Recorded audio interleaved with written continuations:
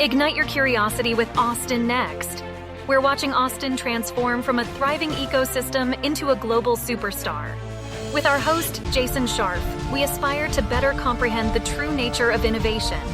Together, we will uncover what makes a successful ecosystem and navigate the technologies shaping our future. Now let's dive into what's next.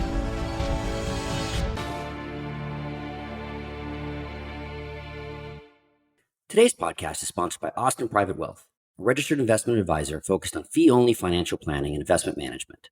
Their mission is to serve affluent clients with personalized financial advice, fostering a trusted relationship that will endure for generations to come. Austin Private Wealth is not just about managing wealth. They're about inspiring you to embrace a future filled with possibilities and helping you architect enduring legacies. Their core values of integrity, service, caring, excellence, and growth are at the heart of everything they do. Connect with them today at austinprivatewealth.com. Austin Private Wealth is a registered investment advisor. Advisory services are only offered to clients or prospective clients where Austin Private Wealth and its representatives are properly licensed or exempt from licensure. No advice may be rendered by Austin Private Wealth unless a client service agreement is in place. Investing involves risk and possible loss of principal capital. Please seek advice from a licensed professional. To build a superstar innovation ecosystem, we should take lessons from the successful regions of today and look back throughout history as well. Today we do just that, as I am joined by Chelsea Follett to discuss her new book, Centers of Progress, 40 Cities That Changed the World. Our journey starts with the cities that created farming and writing and goes all the way up to the digital revolution in Silicon Valley. Chelsea is a policy analyst in the Cato Institute's Center for Global Liberty and Prosperity and the managing editor of humanprogress.org, a project of the Cato Institute that seeks to educate the public on the global improvements in well-being by providing free empirical data on long-term developments. Her writing has been published in the Wall Street Journal, USA Today, Newsweek, Forbes, The Hill, Business Insider, National Review, The Washington Examiner, and Global Policy Journal. She was named to Forbes 30 Under 30 list for 2018 in the category of law and policy. Chelsea, welcome to the Austin Next podcast. Thank you so much for having me on. I'm really excited about this, and it was I almost kind of laughed with the whole Rome meme going around, and of course then reading about Rome during in the book. I want to start off with a really basic question. How are you defining a city? We go from, ancient Jericho and Athens all the way to modern New York and Tokyo, and I'm not really sure that people in ancient times would call those a city. I don't even know what they would call it. Oh, that's a great question. So the book, as you just mentioned, goes all the way from the Neolithic Revolution, the agricultural revolution, to the digital revolution. And over that great span of history, the population of the world has changed considerably. Back in the time in which Jericho is featured in the book, the entire population of the world was roughly equivalent to the current population of Portugal. And that's it. That was all of the people in the world. So the population of Jericho was roughly equivalent to the rural town of Victor, Idaho, but it would have been the most densely populated place on the planet at the time. It would have felt like a bustling metropolis. It's difficult for us to really conceptualize that change, but it's true that many of the early cities, while they were all huge gathering places, urban centers for their time, for their era, many of them would not meet our modern standard or definition of city at all.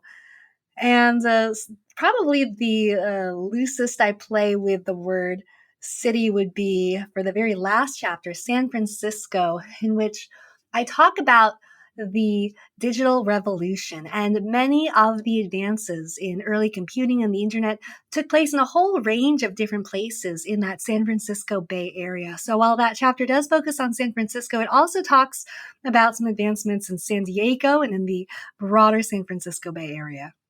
Yeah, it's funny when you mentioned that, because as I was reading the San Francisco chapter, it struck me because San Francisco is used, I think, in many ways as a moniker for the city itself, but then a broader label for the entire region. So as we think about some of the spread that has occurred, and I think about something like DFW or even in Austin, which is really kind of turning into a multi-hub city, How would you define it today? I mean, is it really these regions and metros more than the stereotypical borders of a city? The book isn't, and I'm not hung up on the precise definition of a city, but the main lesson to take away from the book is not that cities of one particular size are necessarily the most likely to become centers of progress, but just wherever people gather, wherever you have a relatively large number of people for the era, whether they're more densely packed together or they're more spread out, I'm indifferent on.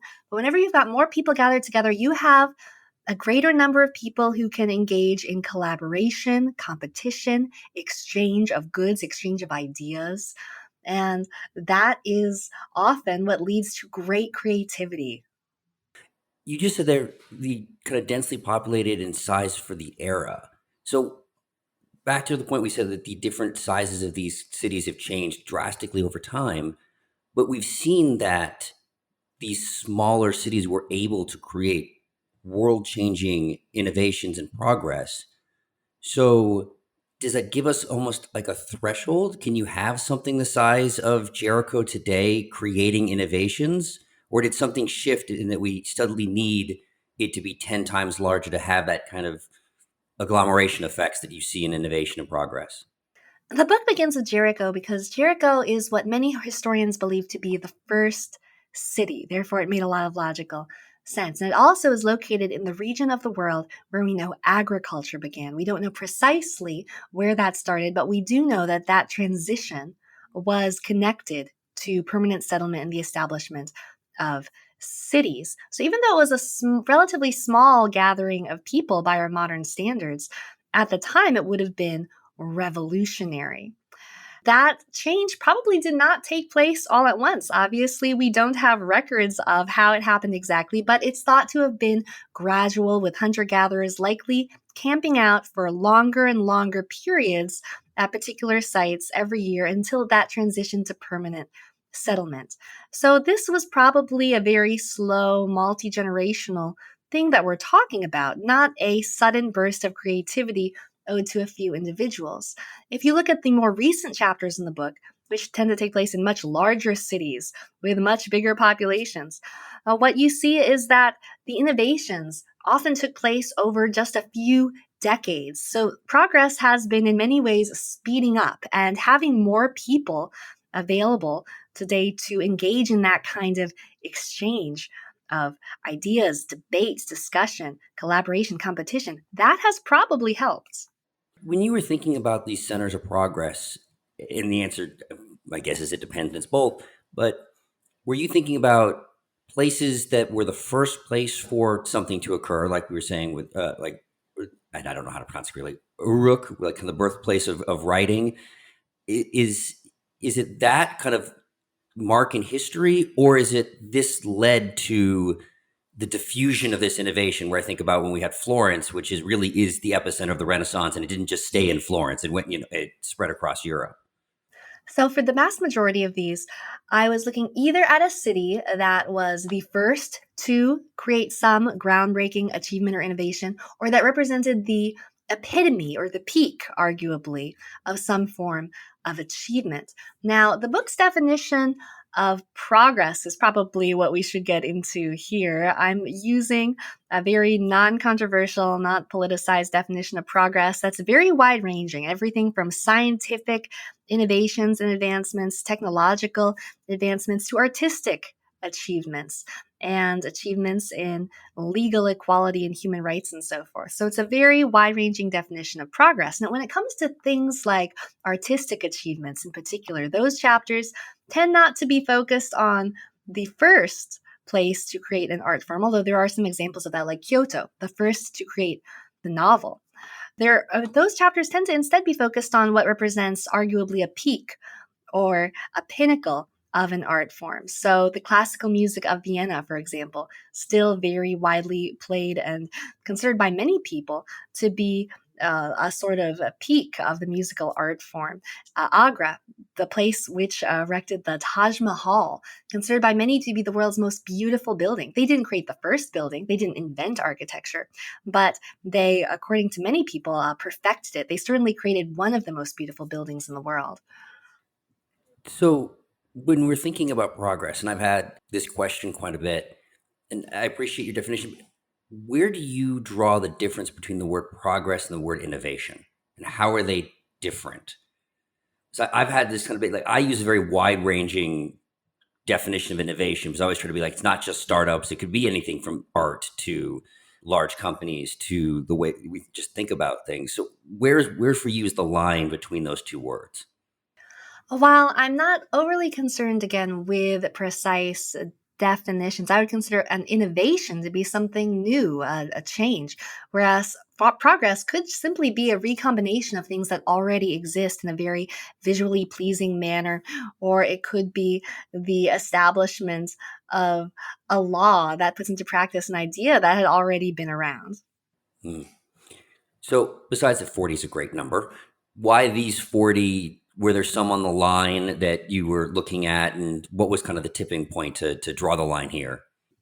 Oh, that is a great question that we could spend a lot of time on in this interview. So the way I came up with the 40 was I reverse engineered it. Basically, I came up with a list of different aspects of modern civilization that I felt were important and often taken for granted. Things like writing, a stable food supply, sanitation. And then I tried to trace those innovations to particular origin points. Now, when I began writing, I didn't have it in mind that these would all be cities necessarily, but that's what it turned into. Now, there were many different innovations on that original list that I made, which I couldn't end up tracing to one particular origin point. Fire, obviously, incredibly Mm-hmm. important, but we don't know exactly where that was first used. Animal husbandry, also very hard to pinpoint the origin of. Metallurgy, electricity, it was sort of dispersed in how that was first harnessed. Flight occurred in an empty North Carolina field. And so it doesn't really fit with the city theme of the book. And so that was left out. There are so many different innovations which you cannot trace to a particular place, but a shocking number could be. And that's how we ended up with centers of progress. Now, there were, of course, some uh, innovations that could be traced arguably to two places, and it was a very close call to decide which one to feature. Liberal democracy, for example, in the chapter on the American Revolution, I was deciding between, for some time, whether to feature Boston or Philadelphia for that. Mm-hmm. And I spoke to some historian friends of mine. A number of them came down on the side of Boston because of all the military victories, all the things that were happening there. But Philadelphia, ultimately, I decided on because that's where so much of that new idea of liberal democracy was being put into practice. And I just felt that it was the clearer choice for that chapter in the book. Is there any reason besides diversity of cities that something didn't show up twice? A city, particularly a city, didn't show up twice. Oh, that's a good question. So each city is featured in the book, as you know, having read it, at a particular moment in time. And like most history books, it moves chronologically. It's a book that looks at progress geographically, but also chronologically.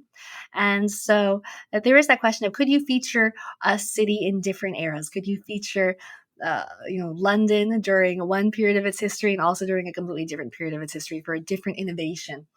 And I didn't end up doing that because in each chapter, although they're focused on particular eras, I think that I did an okay job of also mentioning other achievements that took place in that particular city at other points in time as well, toward the beginning or end of those chapters.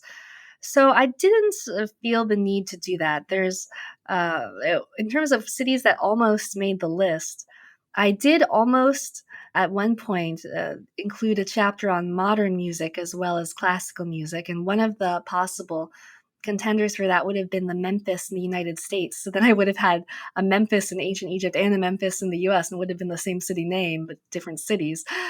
That could have been fun and a connection there. Yeah, it would have been. But that ended up not happening. So none of the cities are featured twice. And all of the cities that you'd expect are, of course, there. Florence during the Renaissance, Athens during the classical era, Paris during the Enlightenment, and so forth. But I think that the book actually did end up being quite geographically diverse as well, as you said. At least half of the cities are, around half of the cities are not part of what's traditionally considered Western history. And I think that no matter how much of a history buff you are, there are at least a few cities in this book that will surprise you. I certainly learned a lot about cities that I had not heard of in my own history courses uh, while researching this book.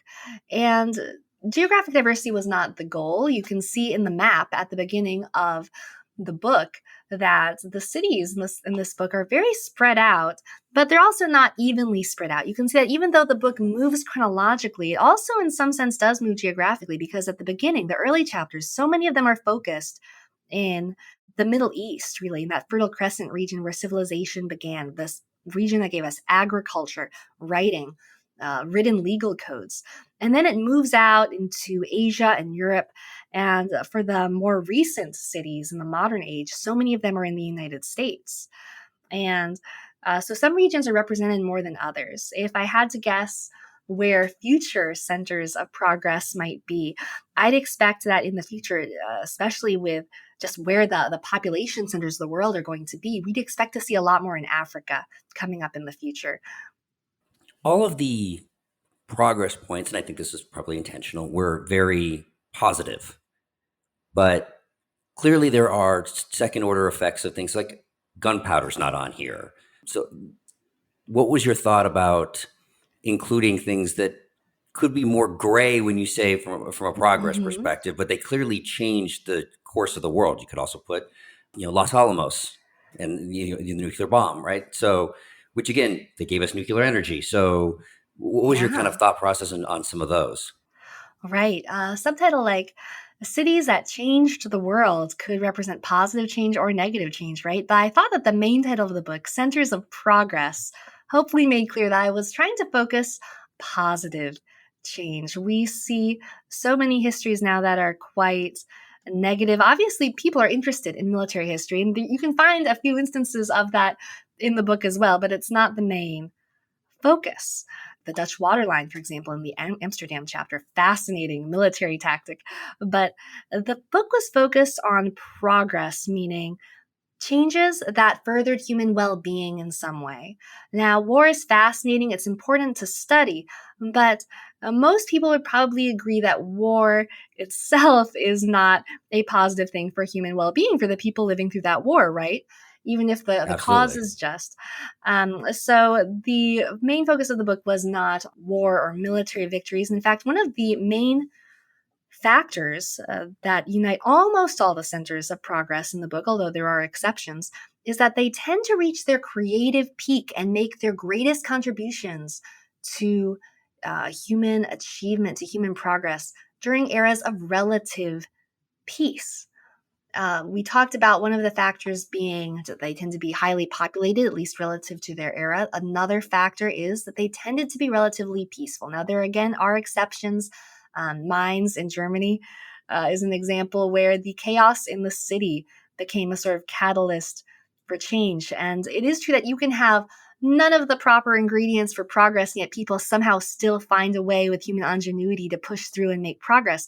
But that is the exception rather than the rule. It tends to be the case that when your city is at peace, it's not involved in any major conflict or war, that people are able to focus instead on furthering human well-being, whether that's through increasing the prosperity of their city, the living standards of the people there, creating incredible artworks, or inventing new incredible devices, discovering scientific principles.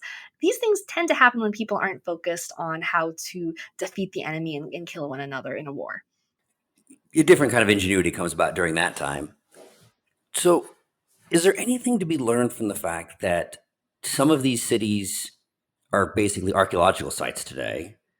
Other ones, even if you go back far enough, are still in existence, but not kind of what they were, as you said, their peak. And other ones are still major metropolitan economic centers of growth for the world. Is there anything to kind of think about from those kind of different aspects and why some cities survived and some didn't? And is there any linkage to the moments of progress you found? I think that word moments really is key. One of the main takeaways from this book is just how brief these so-called golden ages of these different cities often were, in many cases lasting only a few decades. And that, I think, it just goes to show that we need to try to safeguard whatever policies and institutions can further progress, because it is so fragile and these things can be lost so easily. You see this again and again in the book, whether it was in, think of Baghdad, for example. This is not a city which today, while it exists, we don't think of it normally as a center of progress or scholarship or innovation right now. Back in the during the Abbasid dynasty, it was home to the House of Wisdom, and this was a world-class center of scholarship that attracted people from all over the world, particularly the Muslim world, but it was actually very diverse, and they were very accepting at that time relative to other cities, very accepting of different cultures and different religious backgrounds. And that openness really allowed the scholarship in the city to flourish. And that's in part how they were able to make so many groundbreaking achievements in areas like mathematics and astronomy that were cutting edge for the time. And then, unfortunately, a faction rose to power in the city that was not as open to the foreign peoples, different backgrounds, different cultures. And the city became much more closed, and that contributed to its ultimate unraveling as a center of scholarship and of progress. And this is a story that we see again and again. But sometimes it seems to be embedded in the DNA of the city. I mean, two cities that kind of come to mind. One was Cambridge, where you were talking about obviously the physics revolution with Isaac Newton. But then I remember, a line in the book, you were like, oh, by the way, it still was producing, hydrogen and the electron and the neutron. It didn't stop back in the 1600s. It was still very much a part of what that was. And then another city, I think it was like Paris, where recently I've been kind of Paris in the 1920s and the cafe culture is kind of very much on my mind, and we can get to that. But what was funny when I was reading the Enlightenment, I was like, oh, well, this is a lot of what we're talking about from the 1920s was around in the 1600s. It's still very much the same underlying components of that city, and that's maintained. So how do we think about those that really maintain that still, that it's not a moment anymore? It's still that same, it really is as a center in that through line. I think it's exactly as you say when you're looking at Paris in the 1920s. You notice that it still had maintained something in common with Paris during the Enlightenment, right? Which is this sort of openness to new or strange ideas, strange people, new characters, debate, intellectual discussion.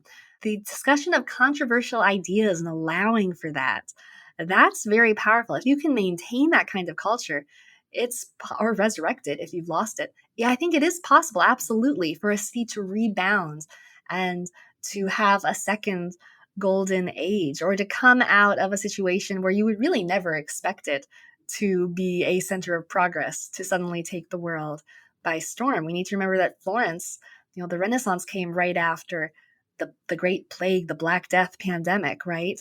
A third, the city's population at least, was killed during that. And yet it rose from the ashes of that tragedy to produce some of the most beautiful artwork the world had ever seen, and to create so many other innovations as well in finance and other areas. So it is definitely possible to change a city's trajectory. And I think it is also possible for a city to regain an atmosphere of openness that's conducive to progress that it once had and maybe has lost to some degree. I want to pull the thread on Florence for a minute, because I found it really interesting at least from my perspective reading through the book, it was the only moment of progress that was actually a second order effect. And so the line, and I'll read it from the book, was innovations in trade, business, and banking helped make Florence wealthy, and the Florentines spent enormous sums towards the patronage of artists. So all the other things were these kind of key moments or key technologies that were invented or evolved over time. But Florence was so innovative in all of these other areas that suddenly that coming together through the wealth it created helped launch the Renaissance. So it really fascinated me as this kind of very different type of innovation and progress moment?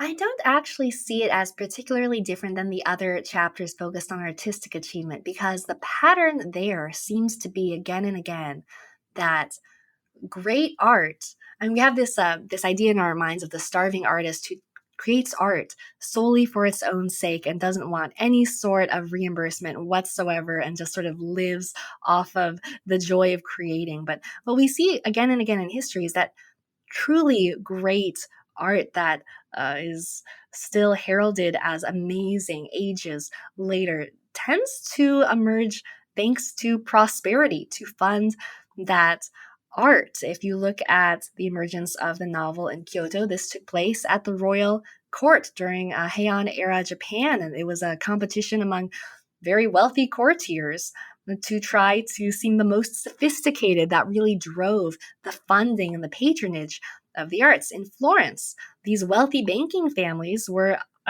in a similar way, competing to patronize the best artists. In Vienna, during its era of greatest musical achievement, it was again the court. It was the people who had a lot of money at that time who were suddenly making music a very lucrative career. And this drew so many musicians to Vienna to create music there because they wanted to be reimbursed for their musical creations. So I think that rather than seeing prosperity as something that actually, or robs people of the desire to create great art, I think that we should see prosperity and the funding of art as entirely compatible with, and in fact conducive to, the creation of truly great, world-changing, innovative art. When I think about Florence and I think about Athens and some of these more in Vienna, some of these more movement oriented, there's a lot of names that we clearly, Da Vinci, Socrates, Plato, Mozart, that we still know today. What is the intersection then between this generalized moment and innovation and prosperity and the individual genius? Like, would Leonardo still have been Leonardo if he wasn't in Florence? Or did Florence, I mean, obviously it's a counterfactual, and let's say no, but how do those kind of come together? Because you talked about you didn't do flight with the Wright brothers. You didn't do electricity, which you could have, we could have done, where Edison was, I think he was in New Jersey. And so where's that confluence come from? It's true that you can have a particular individual who is a genius and they're separated from any other geniuses, and yet they still manage to create incredible innovations. But when you have many people working together who are all very innovative, it can kind of have a compounding effect. Think about the sort of, I don't like the word synergy very much, but think of the sort of synergy you would have had in classical Athens. It's just the sheer number of geniuses whose names we still know today, you could bump into on the street. Renaissance Florence was the same way, as you say. And in some cases, the great innovators whose names have come down to us through history, they weren't born in those cities. They moved there because they were drawn to that intellectual atmosphere and they wanted to work with other great scholars. And we often see this, again, connected to that theme of openness. Cities that are more open to foreign people or people from other places coming in, and are also more open to strange ideas that might not be accepted yet at that time, and allowing for that sort of free debate. Those cities are going to thrive because by attracting some of the best minds of their day and by allowing for free discussion, they can recombine ideas that are already out there or come up with entirely new ideas to solve the problems that they're facing in innovative ways. And that's really how you make positive change. You said earlier that a lot of these, it was over time, right? And they progressed. Some cases it was very much the invention of writing. It was this great picture that you had a pictograph of kind of how cuneiform went from the pictographs to the actual writing, and obviously that took a considerable amount of time. The one that stands out to me, though, was the printing press. That was the lightning moment of the world just changed because this got invented. So, and we all know about the Gutenberg press. So, how did you kind of see that being so different? And could that, back to our earlier point, I don't know if the history was that happening elsewhere, and this was, he won the race, or is it because we have that momentary genius who really changed the world? So the printing, it was obviously originally invented in ancient China, and that's mentioned in the book as well in the chapter on Hangzhou. During the Song Dynasty, they actually did have early printing, but it was used in a very limited way. It didn't catch on, it didn't change the world. And so you're right that Mines is kind of the oddball of the chapters in that it's about the disbursement technology. And in that chapter as well, I think we mentioned this already, but that's also the exception to the peace rule that tends to define these different centers of progress. That was a city where there was turmoil and chaos, and Gutenberg had to repeatedly leave the city. And he kept coming back because it was his hometown, but there was so much discord there. It would disrupt the supply of everyday goods and food, and people's homes would be set ablaze. And it was not a great place to be.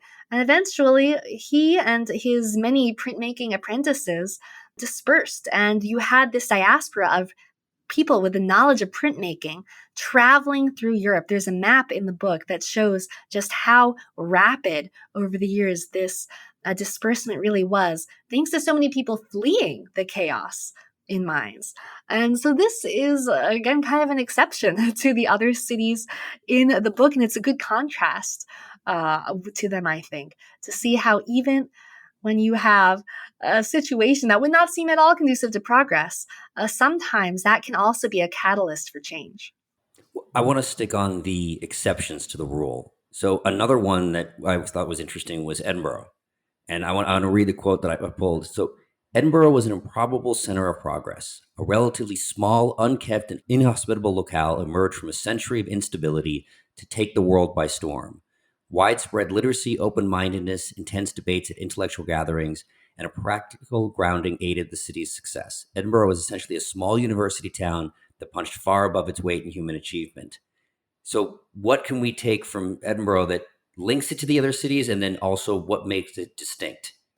The thing that makes it distinct, as you say, is definitely that we're talking about this very small city that at the time was almost, a backwater, and it also emerged from a century of chaos. It had just undergone a lot of discord before its era of greatest contribution to human achievement.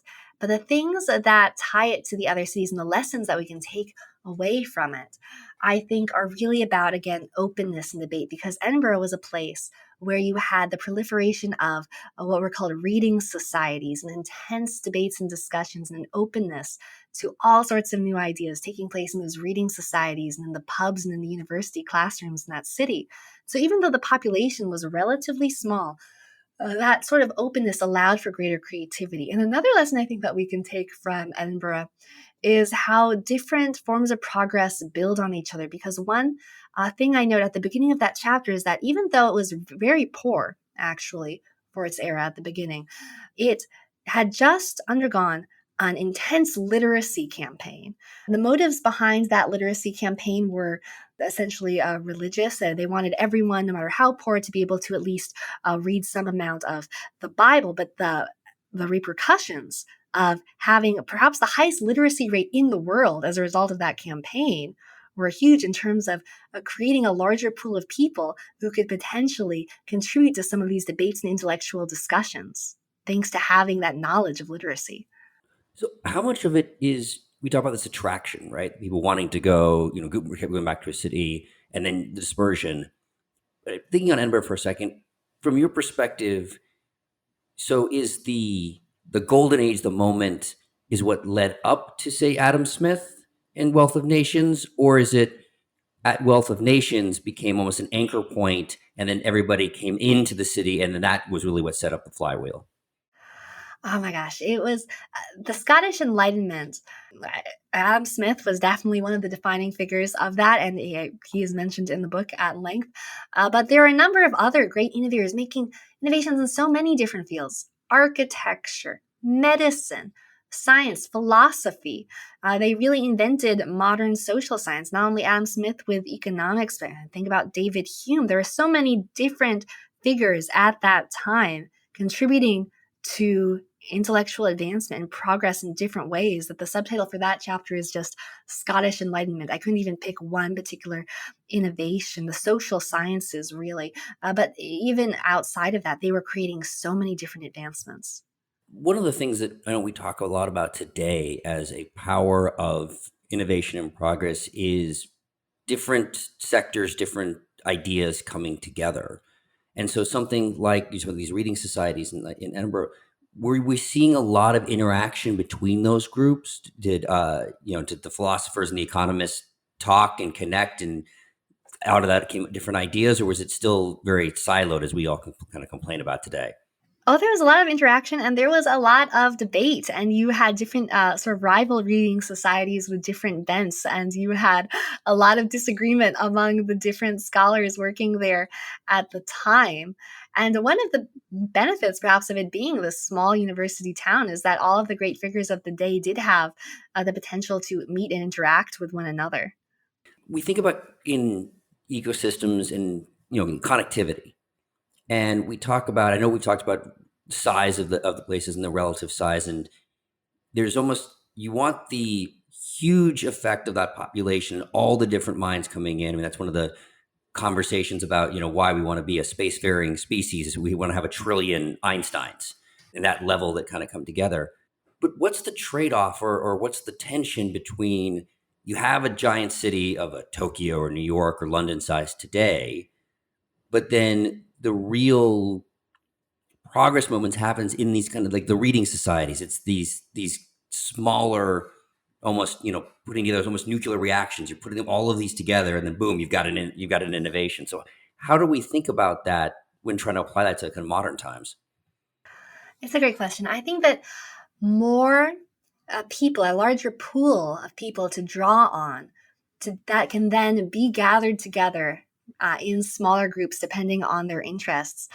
I think that is often how you get these great achievements.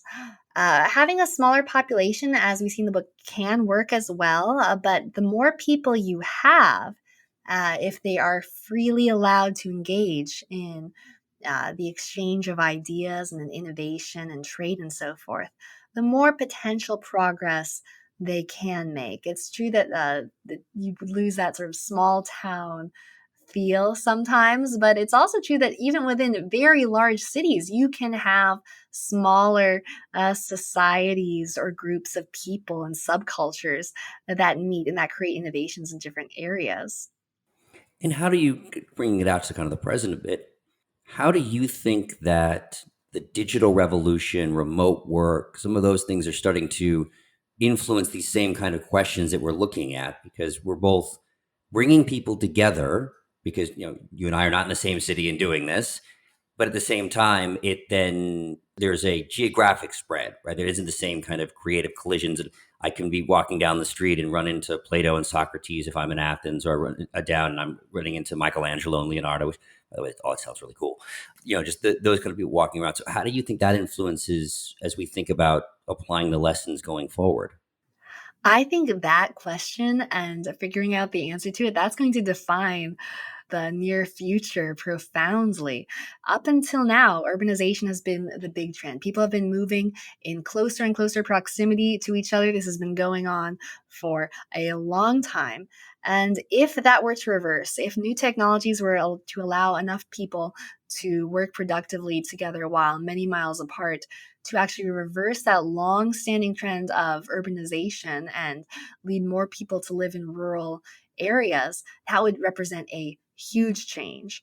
And will virtual reality technology get to a point where a rural area truly is as productive as an urban one, and nothing is lost, and you're able to interact in a virtual town square with all the great minds of your day, and then take off your headset and go out onto your farm and you're in a rural area? I don't know. I'm not going to try to predict the future, but I think it will depend on the pace of technology and communications and in that area. And as things stand today, where the virtual reality headsets still give people headaches and it's not that I'm one of realistic. them. Yes, it's at this point in time, I think there is something to being in person and meeting face to face with others. But in the future, could that change thanks to advancements in technology? And could we get to a point where deurbanization has no slowdown effect whatsoever on the pace of innovation? I don't know. We've talked about some of these, it's the people coming together, it's the prosperity, it's the peacetime, it's the open-mindedness. When trying to apply these lessons, are they actually lessons we can apply, or are they actually emergent properties of the cities that we're looking at? I think to some extent they are lessons that we can apply. If you are a mayor or an urban leader and you want your city to become one of the next great world changing centers of progress that really impacts civilization for centuries to come, you can't guarantee that, obviously, but you can do some things to make it somewhat more likely. Again, you can encourage a culture of openness, of intellectual openness, and freedom to discuss controversial ideas, even. I mean, this was a huge in Amsterdam, for example, during the Dutch Golden Age. This was a city which attracted a lot of controversial thinkers, ranging from John Locke, the father of liberalism, to almost his opposite, Thomas Hobbes, the absolute monarchist defender, another famous English political philosopher. Both at different times sought out this city and took refuge there, published books there, because other printing presses, wouldn't touch some of these ideas. And that's because they were so controversial, and allowing that debate of vastly different but controversial viewpoints to play out in a marketplace of ideas, that sort of openness, that contributed to some of the great innovations that Amsterdam saw during that era in art, in business, and all sorts of different areas.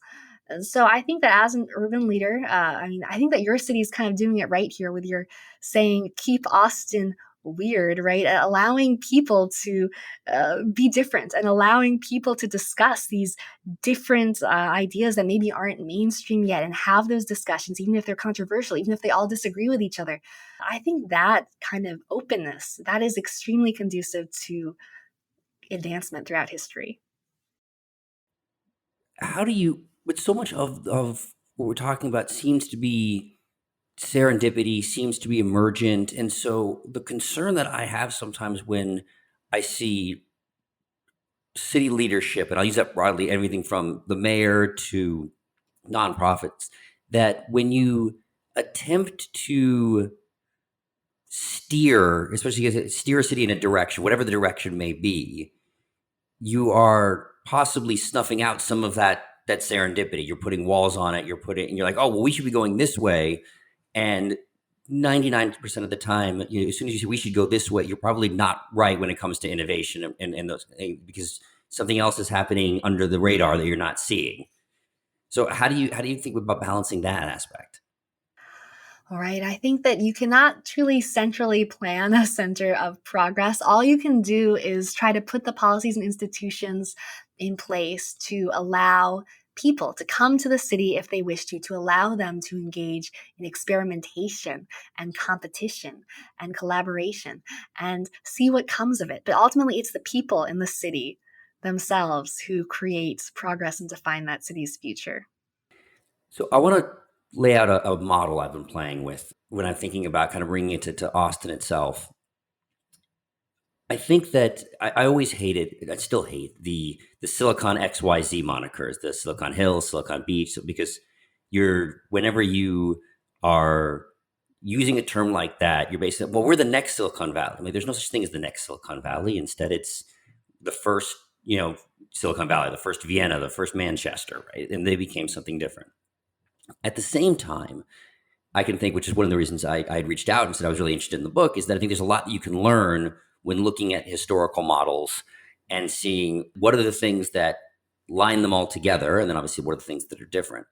And I've begun working through what I'm calling the Austin three city model, which is I think that we are this kind of convergence of modern Silicon Valley, the very digital innovations and the cutting edge AI, robotics, also 50s Detroit, which I thought was going to be on the list when I when I first opened the book. Oh, Really, it is.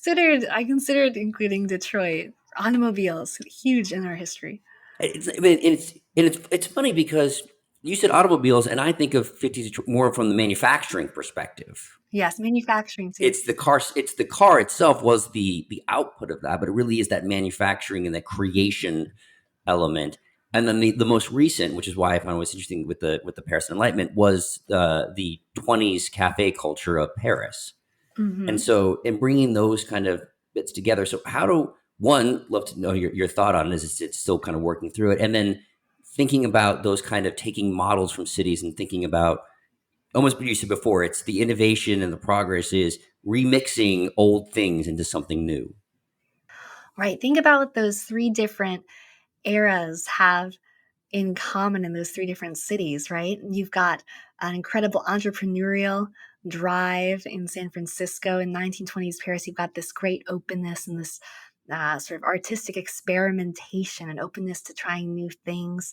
Detroit, you've got so much productivity and hard work. I mean, there's if you combine all of those different attitudes, I think you're onto something. Those same sorts of features do tend to appear again and again in places that become centers of progress. And when we're thinking about progress, it's easy to get tied into a golden age, and each city in the book Mm. is featured for one particular era.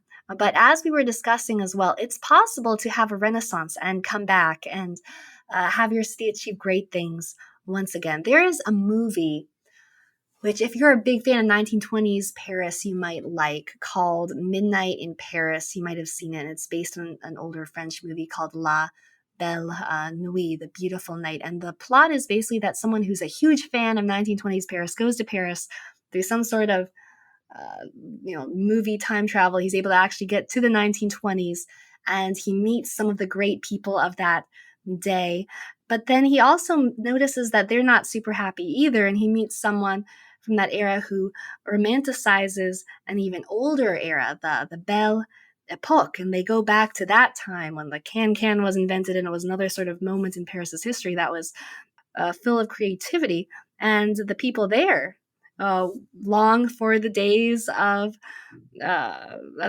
featured in my book of the Enlightenment. And the lesson from that is really that uh, in everyone in every era, they romanticize something about the past, but to look forward instead, I think is more conducive to progress, especially for a place like Austin. Take those lessons from the past, but yeah, like you said, don't try to be the next Silicon Valley or the next 1920s Paris. Focus on being Austin and what incredible new innovations you can contribute to humanity. I love it. And I think that's a great place to kind of wrap with. I always end with the same question. What's next? Oh, what's next? Well, if you are someone who, despite listening to this podcast, somehow is not interested in cities and really prefers to think about the individuals who we were talking about within those different places who contribute to progress, in March of next year, approximately, we're going to be releasing a companion volume called Heroes of Progress about people who change the world. And that will be another great series of vignettes that will teach you a lot about history and some of the great inspiring people who made it happen. Well, I'm going to have to pull that thread for a moment. What is, I don't know, obviously, how far the book is through, but how much overlap is there between the heroes and these cities? Is it, they all are in these cities that you put? It's like half. I'm really curious. So there is some overlap. For example, Gutenberg is one of the heroes of progress. Mainz is obviously a city featured in Centers of Progress, but there's not as much overlap as you'd think. So Heroes of Progress has a different author, Alexander Hammond, and he wanted to focus his book more on recent innovations. He used a very strict criteria. To be a hero of progress, you had to either save or improve millions, not thousands, but millions of lives. And as you can imagine, that would bias it all a little bit more forward in history, people who Mm. created medical innovations and so forth. And so it covers a much smaller period and more recent period of history. So there's not as much overlap as you think. This is, I think my book is better if you want a real whirlwind crash course in global history, all the way going back to the beginning of permanent settlement. Yeah, I love it. And I said I found it a fascinating read and just lessons to take and still kind of rolling it over in my head. But this has been really fun. Chelsea, thank you so much for joining us. Thank you so much for having me. So what's next, Austin? We're glad you've joined us on this journey. Please subscribe at your favorite podcast catcher, leave us a review, and let your colleagues know about us. This will help us grow the podcast and continue bringing you unique interviews and insights. Thanks again for listening, and see you soon.